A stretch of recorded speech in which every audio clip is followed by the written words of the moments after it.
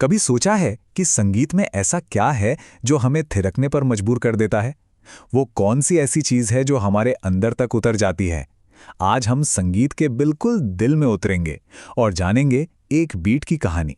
तो सवाल यही है, ये बीट्स आखिर बनती कैसे हैं? चलिए इसी सवाल के साथ एक सफर पर निकलते हैं, ये समझने के लिए कि कैसे खामोशी से आवाजों का एक पूरा का पूरा संसार बन जाता है।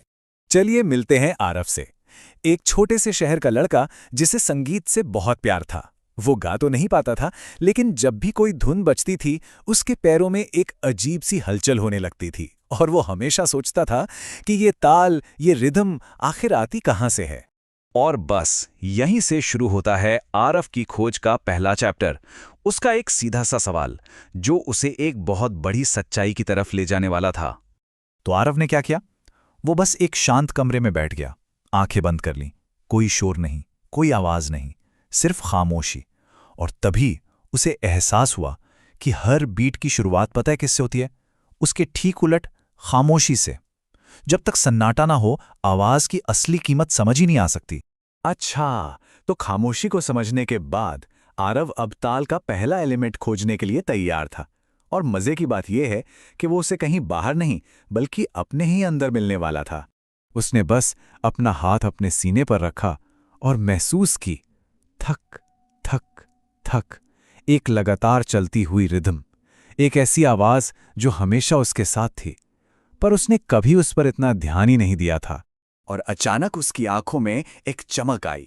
वो समझ गया, अरे यही तो है पहली बीट, दुनिया की सबसे असली, सबसे बुनियादी ताल, इंसान के दिल की धड़कन। और इसी खोज ने उसे संगीत के एक बहुत ही जरूरी कॉन्सेप्ट से मिलवाया, टेम्पो। टेम्पो मतलब संगीत की धड़कन। ये वो फिक्स्ड स्पीड है जिस पर हर बीट आती है। ये तेज भी हो सकती है, धीमी भी, बिल्कुल हमारे दिल की तरह। ठीक है, तो अब आरव के पास एक धड़कन, एक टेम्पो तो था, लेकिन सिर्फ एक धड़कन से तो संगीत नहीं बनता है ना। तो अब बारी थी अलग अलग आवाजों को एक ताल में पिरोने की। तो आरव ने बस यूं ही अपनी उंगलियों से मेज पर थपथपाना शुरू कर दिया। पहले धीरे धीरे, फिर थोड़ा तेज, और फिर उसने एक पैटर्न बनाया। देखते ही देखते वो साधारण सी थपथपाहट एक रिदम में बदल गई थी। और यहीं उसे बीट बनाने का अगला सीक्रेट पता चला। एक बीट तब बनती है जब ड्रम्स, किक और क्लैप जैसी अलग अलग आवाजें एक नियम के साथ एक ताल में एक दूसरे से जुड़ती हैं। इसे ऐसे सोचिए जैसे एक बीट एक कहानी हो और उसमें हर आवाज एक किरदार की तरह है। हर किसी का अपना एक रोल होता है, कोई कहानी को आगे बढ़ाता है तो कोई उसमें गहराई डालता है। आरव ने ताल तो बना ली थी, लेकिन उसमें कुछ तो मिसिंग था। वो अधूरी सी लग रही थी, उसमें कोई जान नहीं थी, और वो थी ताल में भावनाएं। उसे ये बात समझ आए कि बीट सिर्फ आवाजों का एक ढांचा नहीं है। नहीं, उसमें जान होती है, फीलिंग्स होती हैं।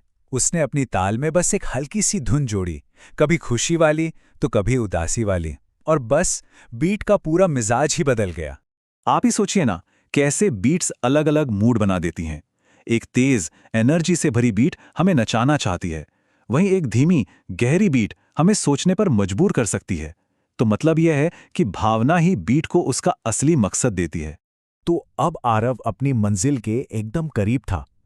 खामोशी, धड़कन, ताल और भावनाएं, सब कुछ उसके पास था। अब बस आखिरी पड़ाव था, इन सबको मिलाकर एक जानदार बीट को जन्म देना। और वो आखिरी कदम था, बैलेंस। पता है, जब सारी आवाजें एक साथ बजने लगी ना, तो वो संगीत नहीं, शोर लग रहा था। तब आरव ने सीखा कि हर आवाज को उसकी अपनी जगह, अपना स्पेस देना बहुत जरूरी है, ताकि कुछ भी ज्यादा न लगे और हर हिस्सा साफ साफ सुनाई दे। तो ये है आरव के पूरे सफर का निचोड़। एक बीट बनाने की पूरी रेसिपी इन 5 स्टेप से होकर गुजरती है। खामोशी से शुरुआत करो, दिल की धड़कन यानी टेम्पो ढूंढो, एक रिदम बनाओ, उसमें भावनाएं डालो, और आखिर में सही बैलेंस बनाओ। जब ताल, धड़कन, भावना और बैलेंस ये सब एक साथ मिलते हैं तो बनती है एक कंप्लीट बीट, एक ऐसी बीट जो सिर्फ कानों को नहीं बल्कि दिल को भी छूती है। आरव अब मुस्कुरा रहा था, क्योंकि उसे असली बात पता चल गई थी। बीट्स मशीनों से नहीं बनती, वो समझ और एहसास से बनती हैं। ये तकनीक से ज्यादा महसूस करने की कला है।